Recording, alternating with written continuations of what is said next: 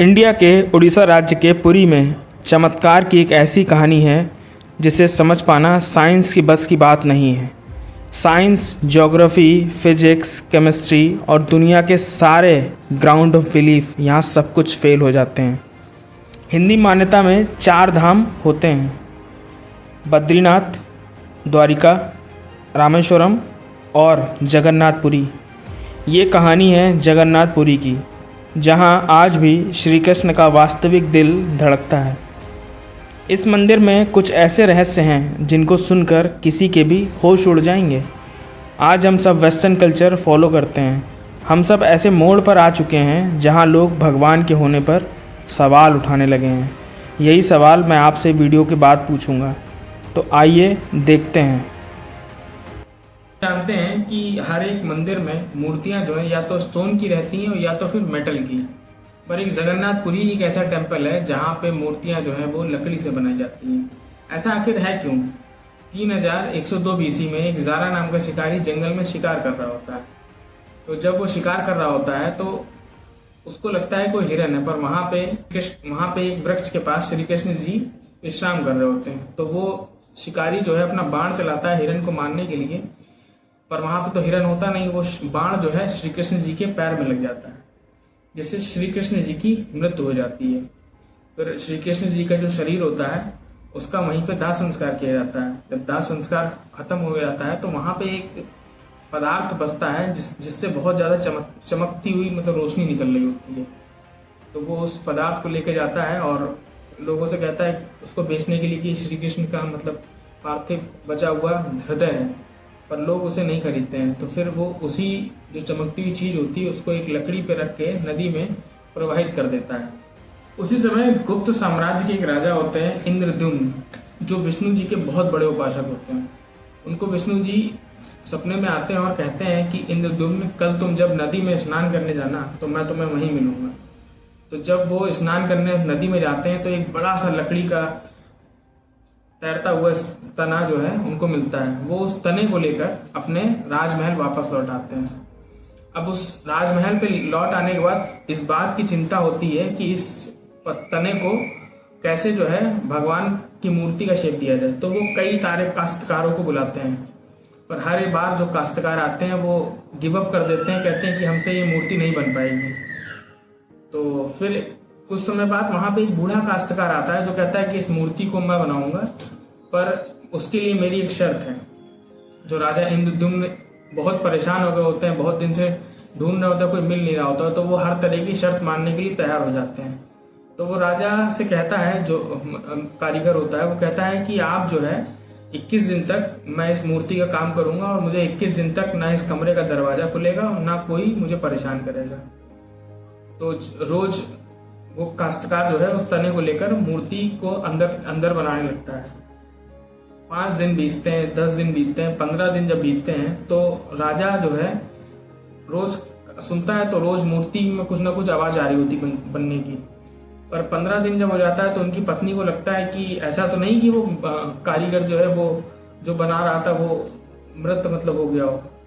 तो उनकी जो बांध होता है रुकने का, मतलब जो सोचते हैं कि वो अब मैं शायद इंतजार ना कर पाऊं, तो वो इंतजार का बांध टूट जाता है और वो दरवाजा खोल देते हैं। तो जैसे ही वो दरवाजा खुलता है तो उसमें से वो काश्तकार जो काम करने आता है वो तो नहीं मिलता है, पर वहां पे 3 मूर्तियां मिलती हैं। वो मूर्तियां जो हमें आज भी जगन्नाथ, बलभद्र जी की, सुभद्रा जी की और जगन्नाथ जी की, भगवान श्री कृष्ण जी का जो हृदय होता है वो जगन्नाथ जी की मूर्ति के अंदर रखा होता है। क्या आपको लगता है ये नेचुरल ह्यूमन हार्ट है? नहीं, बिल्कुल नहीं, ये नेचुरल ह्यूमन हार्ट नहीं है। ये एक, आप जानते हैं साइंस में कि कोई भी चीज होती है वो एनर्जी ट्रांसमिट करती है। इसी वजह से अगर मेटल होगा या स्टोन होगा तो उसमें इलेक्ट्रिसिटी पास होती है, बट वुड में नहीं पास होती है। इसी वजह से जो भगवान का मंदिर जो है जिसमें हर 12 साल बाद उस मूर्ति को दोबारा बनाया जाता है, वो इसी वजह से बनाया जाता है क्योंकि जो उसके अंदर का जो धातु है, जो मतलब भगवान का हृदय है, वो उस एनर्जी से वो जो मूर्ति होती है वो उसकी क्षमता जो है खत्म हो जाती है। इसी वजह से हर 12वें साल जो है उस मूर्ति को दोबारा पुनः बनाया जाता है। मैं आपको एक चीज और बताता हूँ जो बहुत ही खास है इस मंदिर के बारे में। पता है आपको कि इसमें सिर्फ और सिर्फ हिंदू जो है वही इस मंदिर में जाकर पूजा कर सकते हैं, बाकी किसी धर्म की उपस्थिति यहाँ पे प्रतिबंधित है और किसी भी धर्म का कोई व्यक्ति जो है इस मंदिर में जाकर पूजा नहीं कर सकता है। ये मंदिर इसलिए और खास हो जाता है क्योंकि इस मंदिर के डोम के ऊपर एक चक्र लगा हुआ है जिसको सुदर्शन चक्र से कंपेयर किया जाता है, और उस चक्र के ऊपर एक झंडा लगा हुआ है। आप सभी जानते हैं कि कोई भी चीज जो है वो हवा के डायरेक्शन में ही मूव करती है, चाहे वो झंडा हो, चाहे वो क्या कहते हैं कोई कपड़ा हो, अगर होगा तो हवा जिस डायरेक्शन में चल रही होगी उसी डायरेक्शन में चल रही होगी। बट जगन्नाथपुरी जो टेम्पल के ऊपर जो झंडा लगाया हुआ है वो हवा के विपरीत दिशा में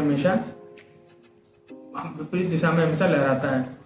और सबसे इम्पोर्टेंट बात है, उस झंडे को हर दिन एक स्पेसिफिक व्यक्ति होता है जो सालों साल पीढ़ी दर पीढ़ी उस झंडे को बदलते हैं और हर दिन वो झंडा बदला जाता है। अगर एक भी दिन वो झंडा नहीं बदला जाता है तो मंदिर जो है अगले 18 साल के लिए बंद कर दिया जाएगा। और सबसे इंटरेस्टिंग बात आपको पता है, इस हर मंदिर में प्रसाद जो है बनता है, पर जगन्नाथपुरी जो जग के नाथ है हमारे, उनके मंदिर का जो प्रसाद है वो कुछ अलग ही है। उस प्रसाद में हांडियों के ऊपर हांडी रख के बनाया जाता है।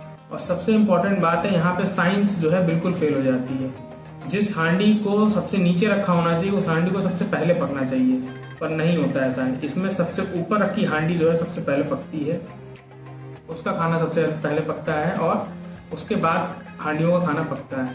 और यहाँ पे चाहे खाना डेली 500 भक्तों का बनता है, पर जितने भी लोग आ जाए खाना कभी भी कम नहीं होता है और ना खाना कभी फेंका जाता है। ये है भगवान की महिमा। ये कहते हैं जगन्नाथ, इसीलिए जगन्नाथ जग के नाथ, इनको इसीलिए जगन्नाथ कहा जाता है। और आपको पता है एक चीज और बहुत खास है, इस मंदिर का जो डोम है 214 फीट का जो मंदिर है उसका जो डोम है उसकी परछाई जो है कभी भी नीचे नहीं गिरती है, कभी भी नीचे उसका शेडो नहीं आता है। तो इस मंदिर का आर्किटेक्ट भी बहुत ही महान तरीके से बनाया गया है। ये मंदिर हमारी संस्कृति, हमारी परंपरा, हमारी सभ्यता का एक अटूट विश्वास और अटूट हमें दिखाता है कि हमारी जनरेशन को सिखाता है कि भगवान की महिमा जो है वो अपरंपार है। आप बिलीव करते हैं या नहीं बिलीव करते हैं, पर आप खुद देखें। अगर आप अपनी कल्चर, अपने धर्म में अगर आप थोड़ा इंटरेस्ट हो तो इस वीडियो को जरूर देखें और इस वीडियो को शेयर जरूर करें और सब्सक्राइब करना मत भूलिएगा, क्योंकि हम आपको इन्फॉर्मेटिव और ऐसे ही इन्फॉर्मेटिव जानकारी आपको हम देते रहेंगे। दूसरी चीज, एक चीज और है कि हर वर्ष यहाँ पे रथ यात्रा का आयोजन होता है, जिस रथ यात्रा में कम से कम 10 लाख लोग जो आते हैं, हर वर्ष 10 लाख लोग उस रथ यात्रा को देखने आते हैं।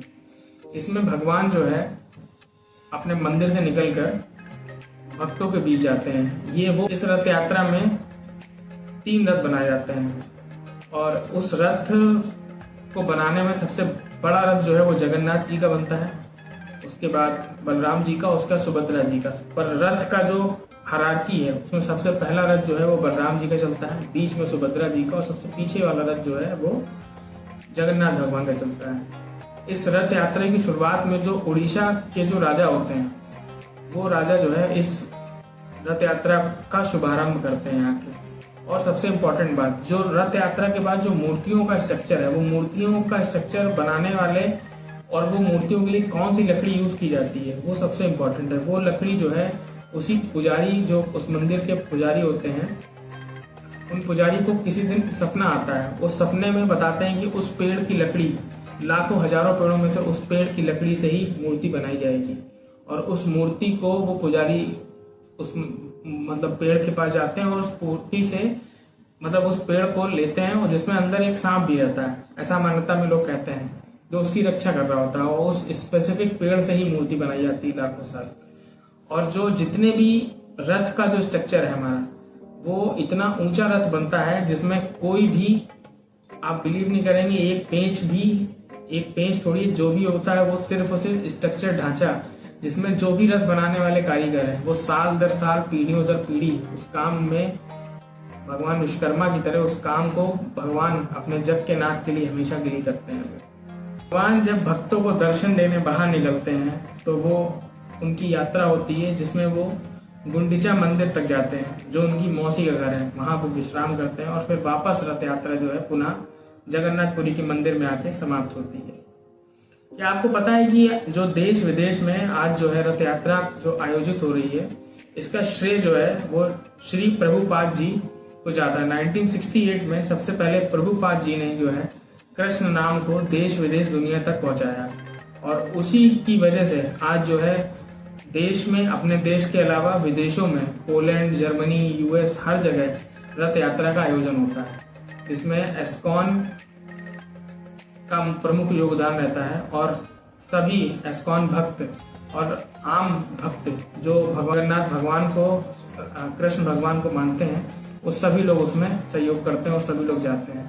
तो ऐसे ही अगर आपके घर के पास कहीं रथ यात्रा हो रही हो तो आप जरूर जाएं और ऐसे ही इंफॉर्मेटिव वीडियोस के लिए बीशुप को सब्सक्राइब करना ना भूलें और शेयर जरूर करिएगा। तो यही कहानी जो है आपको ये सिखाती है कि अपने धर्म की तरफ लौटे। और आज जो है 27 जून है, जो आज हर जगह देश विदेश में रथ यात्रा का आयोजन हो रहा है और इस रथ यात्रा में आप सहयोग करें। और सबसे इम्पोर्टेंट बात, उस रथ यात्रा में जो रथ खींचता है, ऐसा भगवान कहते हैं कि उस रथ यात्रा में जिस व्यक्ति ने रथ खींच दिया तो वो रथ जो खींचने के बाद उसके सारे पाप जो है वो सब कुछ खत्म हो जाते हैं, वो सीधे स्वर्ग लोक की ओर जाता है। तो अगर आपके आसपास भी रथ यात्रा हो रही हो तो जरूर उस रथ यात्रा में शामिल हो और मुझे कमेंट करके बताएं वीडियो कैसा लगा। ऐसे वीडियोस के लिए बीशुप को सब्सक्राइब करें और लोगों तक शेयर जरूर करें अगर आपको थोड़ा ही पसंद आए। तो मिलते हैं ऐसे ही अगले वीडियो में। नमस्कार, राधे राधे।